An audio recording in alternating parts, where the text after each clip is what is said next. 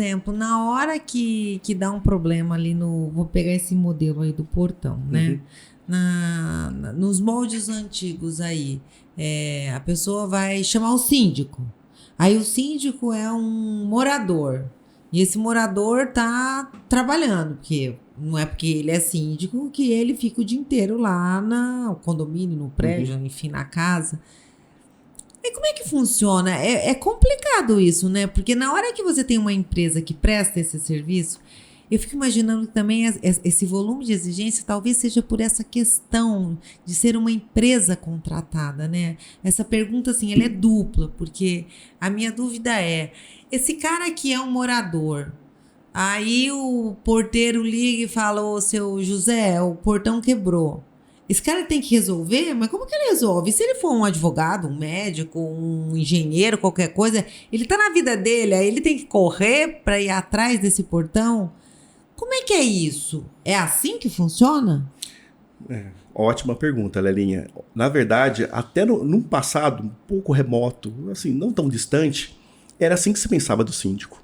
Que o síndico é uma pessoa que está ali, tem que estar disponível 24 horas para resolver qualquer problema, qualquer conflito. Como se ele fosse um prestador de serviço dentro do condomínio, pronto para atender naquele exato momento. E foi uma das coisas que fez com que esse paradigma persistisse ao ponto de que ninguém quer ser síndico.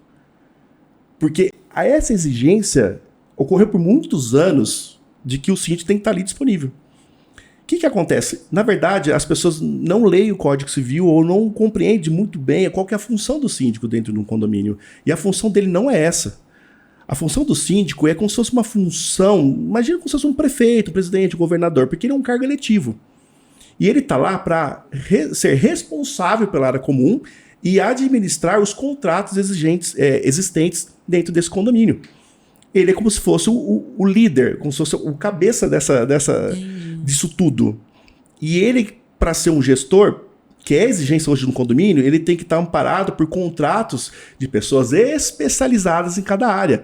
O síndico não tem como ser tudo, concorda? Lógico. O médico, nem médico é tudo. O médico às vezes é especialista, não é? Às vezes não, sempre, né? De maneira geral. De maneira geral especializa e, dependendo da área, ele vai mandar pro colega dele. O síndico, a maioria dos síndicos, como eu disse, só 18 anos, nem todos têm uma formação ou algo que realmente dá uma relevância para que ele tome decisões mais assertivas ou até mais complexas. Mas, de qualquer forma, o que ampara o síndico são os contratos. Hoje você tem que ter contrato de elevador, contrato de prestação de serviço de tecnologia, contrato de manutenções elétricas, hidráulicas, você tem que ter contratos de várias áreas, seguro dentro do condomínio, porque tem que estar amparado. Então, o que acontece? Essa gama de profissionais que estão por trás do síndico que vai fazer com que ele tenha um atendimento rápido ou não. E aí que entra o síndico. Na hora de fazer uma boa contratação, tiver uma boa empresa que atenda, porque o que acontece? Vamos supor, esse advogado está lá no trabalho dele.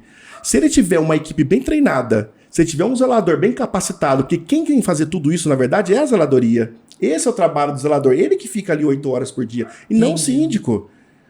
Imagina que o zelador, na verdade, é o seu gestor local. É o seu gestor operacional que executa todas essas ações.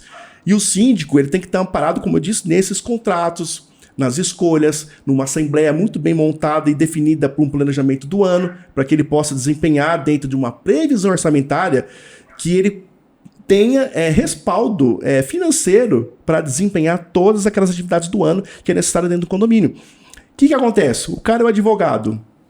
Ele vai, uma equipe bem preparada, vai ligar para quem?